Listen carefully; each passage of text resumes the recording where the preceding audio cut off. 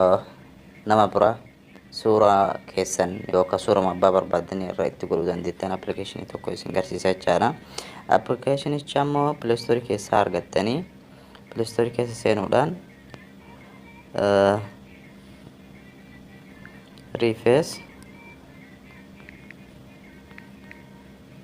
riifees isa kana jechaadha. Direct my application Play Store irraa gadi buufattanii ani buusee jira waan ta'eef open asumaan jedha jechaadha.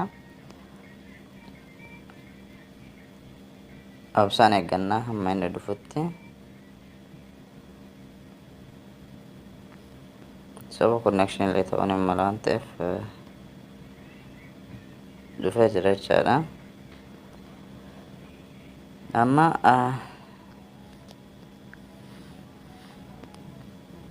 video barbaadan irratti suuraa keessan irra gootaniitiin video barbaadanitti amma kun fakkeenya isin garsiisuudhaaf jechaadha.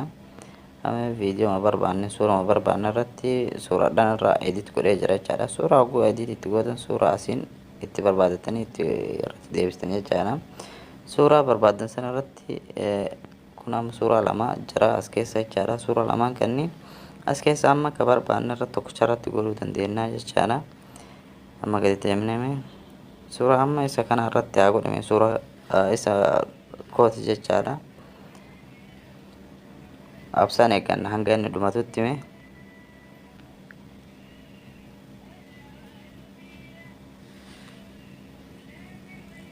absaan eeggadha. Sababa konneeshiniitiif ni harkata waan ta'eef absaan isin barbaachisa. Haala kanaan viidiyoo kamiyyuu suuraa namaa kamitu yeroo fuutanii argaa dandeessan jechaadha. Suuraan kun isa namicha kanaa fi suuraa kan edit irratti godha jechaadha.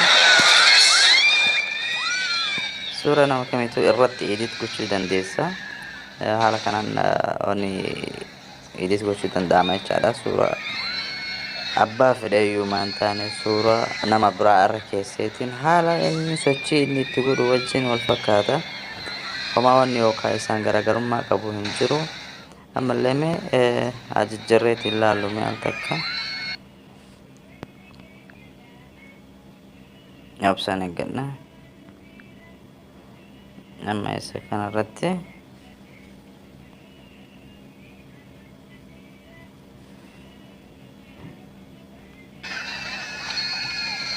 amma kun ammas fuula nama biraa irratti godhamee jira jechaadha. Haala kanaan jijjiiruun ni danda'ama. Viidiyoo kamirrattiyyuu suuraan namaa eda'amuu ni danda'a isa jedhu jecha isin garsiisuudhaaf. Haala kanaan akka wanni guutuu wanni sooshaal miidiyaa gubbaa deemu dhugaa isinitti fakkaate wanni dhugaa ta'ullee ni mala ta'uu dhabuullee ni mala. Garuu immoo suuraa namaa akka ammoo viidiyoo irratti edit gochuun danda'amu akka argitaniif application kana isiniif dhiyeessa jechaadha. Assalamu alaikum warahmatullahi wabarakatuh. YouTube channel kennalle subscribe nuuf godha. Fayyaa keessa jiraadha.